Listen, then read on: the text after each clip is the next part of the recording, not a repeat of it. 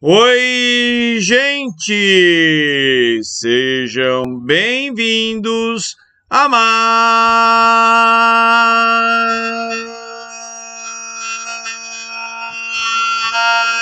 uma aula de geografia. E continuando e encerrando a questão ambiental, a gente vai falar um pouquinho, né, de consertar, né, ou pelo menos tentar consertar os danos, né, que a gente causa ao meio ambiente. Então vamos lá. Já falei para vocês sobre equilíbrio ecológico e a ideia, né, de recuperação, recomposição, né, é tentar restaurar um equilíbrio ecológico que, num determinado momento, ele foi rompido. Cuidado, né? A existência humana implica, né, na realização de alguns problemas, de alguns danos ambientais. A gente precisa de coisas, né, que vêm da natureza e para isso, né, a nossa vivência vai causar problemas ambientais. Existência humana, né, a gente precisa de coisas que vêm da natureza. E aí, para começo de conversa, por muito tempo falaram, nossa, um planeta é muito grande, a gente já destruiu tanto, alterou tanto, por onde que a gente começa a consertar? Onde que é mais importante preservar? E aí surgiu, né, o conceito dos hotspots, né, os pontos quentes, as manchas quentes, né? Os hotspots são os ecossistemas, né, mais ameaçados e são lugares, né, de grande biodiversidade, né? Então assim, tá tretado o planeta inteiro, mas vamos começar, né, pelos hotspots, né? Aqui no Brasil a gente tem dois hotspots importantes, muito ameaçados, né, que é a Mata Atlântica e o Cerrado, né, que já foram bastante destruídos, bastante degradados. Mas todas as áreas aqui em vermelho, né, são os hotspots, né, do planeta. Bem, dentro do Brasil, a gente tem as nossas unidades de conservação. Vocês estão vendo, né, as áreas de conservação, né, quanto em cada bioma brasileiro, né, representam aí as unidades de conservação, né? Notem que a maioria da área de áreas de conservação está na Amazônia, né? A gente vai ter aí vários tipos de reservas diferentes, né, ó, de proteção integral, de uso sustentável.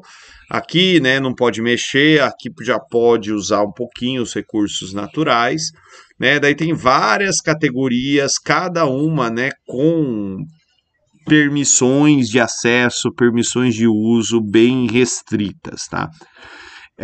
Além disso tudo, hoje, quando a gente olha as vegetações, né, elas estão o que sobrou, né, dos diferentes biomas das reservas, ó, são ilhas, tá?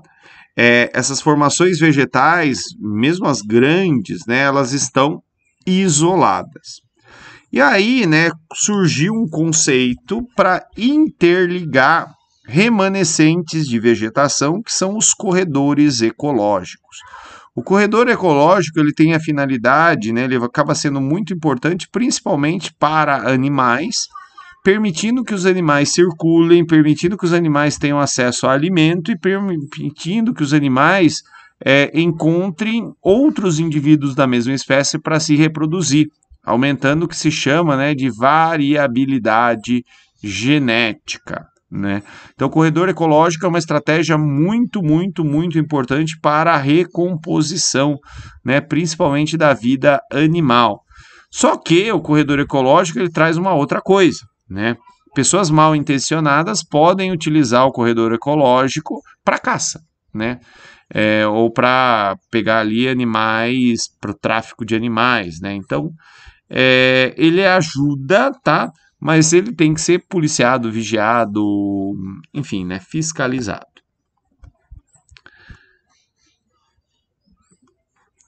Reservas indígenas. As terras indígenas do país, elas também são áreas de preservação da natureza. Mas, professor, toda ação humana não causa impacto ambiental? Então, os índios causam impacto ambiental? Causam. Mas os índios, no modo de vida deles, causam menos impacto ambiental do que a gente. Índio produz menos lixo do que a gente. Índio usa menos tranqueira do que a gente. E tudo isso, né, acaba transformando aí as populações indígenas e as suas terras indígenas, né, também em área de preservação da vida vegetal e da vida animal. Tá?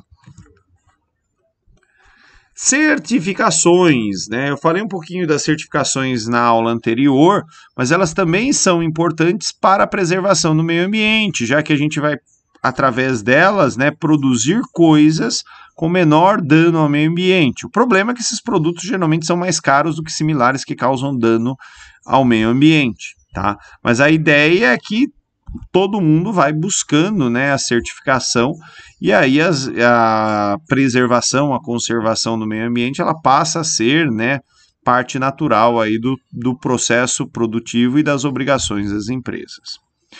Embargos. Vocês estão vendo aqui uma notícia, né, do ano passado, ó, Europa aperta cerco contra produtos brasileiros. Quando tem muitas notícias de desmatamento aqui no Brasil, essas notícias repercutem mundo afora, e isso pode causar, né, um embargo a produtos brasileiros no exterior. Tipo, estrangeiro falando, não vou comprar café do Brasil, vou comprar para café da Colômbia, sei lá, porque o café brasileiro, os caras estão causando dano à Amazônia, mesmo que não tenha pé de café plantado ali na Amazônia, não seja por causa disso, né? É uma maneira que a opinião pública internacional e às vezes governos de outros países vão ter, né, de agir contra ou de agir, melhor dizendo, a favor da preservação de um determinado bioma. É claro que isso também deve ser visto com cuidado, que às vezes países usam isso só para poder comprar produtos, por exemplo, mais baratos, né? Então, meio que para criar uma reserva de mercado ali, falam, pô, o Brasil não vai conseguir vender soja porque está desmatando a Amazônia, e aí alguém depois vai topar comprar soja brasileira muito, muito, muito mais em conta. Coleta seletiva. Várias cidades do país têm adotado sistemas de coleta seletiva, né? E esses sistemas também ajudam, né, a diminuir a necessidade que a gente vai ter de explorar certas matérias-primas da natureza, né, e evitar que lixo, né, que tranqueira vá se aglomerando em alguns lugares, tá? Consulte aí o seu município, né, se ele tem esse tipo de coleta. Créditos de carbono é algo bem recente, né? A ideia se difunde a partir do protocolo de Kyoto, mas a ideia, né, é que, por exemplo, algumas atividades elas vão sequestrar carbono da atmosfera. E isso deveria ser recompensado de alguma forma. Manter uma floresta em pé, evitar que ela seja desmatada, né, seria uma maneira de ajudar com o meio ambiente, e aí, obviamente, né, como não está sendo utilizada aquela terra, haveria algum tipo, né, de recomposição monetária. Eu deixei aqui para vocês, né, todo explicadinho como que funciona, né, o mercado de créditos de carbono, e hoje está no discurso de muitos governos, até não sei que ano a gente vai ser zero carbono, né? Ou seja, o governo vai adotar ações para mitigar o gás carbônico que ele está emitindo. Pode ser reflorestar, por exemplo. Infraestrutura verde e azul, né? A infraestrutura verde e azul diz respeito a novas técnicas de construção privada e públicas que, né, sejam mais vantajosas do ponto de vista ambiental, né? Construir, por exemplo, na cidade, sistemas onde haja maior infiltração de água das chuvas, né? Evitando, né, que o escoamento vá parar tudo no rio de uma vez. Fazer prédios inteligentes, né, que aproveitem a iluminação natural ou que tenham sistemas de ventilação natural e, portanto, né, não gastem tanta eletricidade com ar-condicionado ou com iluminação. Né? Então, infraestrutura verde e azul é construir as coisas pensando no meio ambiente. Orgânicos, né? A gente vai ter aí vários países agricultores, né, aderindo cada vez mais, principalmente pequenos agricultores, à produção de orgânicos. Aqui no Brasil, né, o maior produtor de orgânicos do país é o Movimento do Sem Terra, que encontrou nisso um diferencial para os seus produtos, né? Além de talvez diminuir custos de produção, né, isso acaba atraindo mercado consumidor, né, por pessoas que buscam aí um alimento mais saudável. Bem, mas apesar de tudo, né, eu tenho que dizer para vocês que na vida nem tudo são flores, né? Quando forem, reguem essas flores. Mas, gente, tem bastante coisa complicada acontecendo aí. Por exemplo, né, o nosso país tem muita área de vegetação e tem pouca gente para fiscalizar. Deixei aqui uma notícia, né? Ó, IBAMA perde 55% dos fiscais para combater crimes ambientais, né?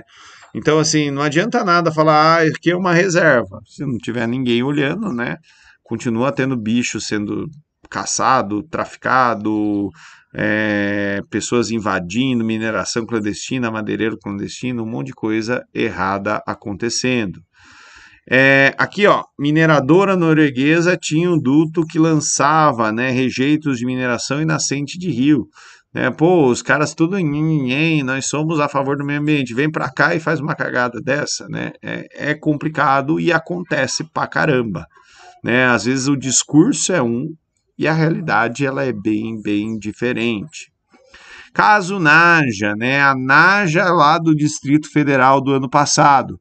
É um exemplo de tráfico de animais. Um bicho desse nem devia entrar no país. Daí o cara viu que fez merda, porque ela mordeu alguém lá e não sei o quê.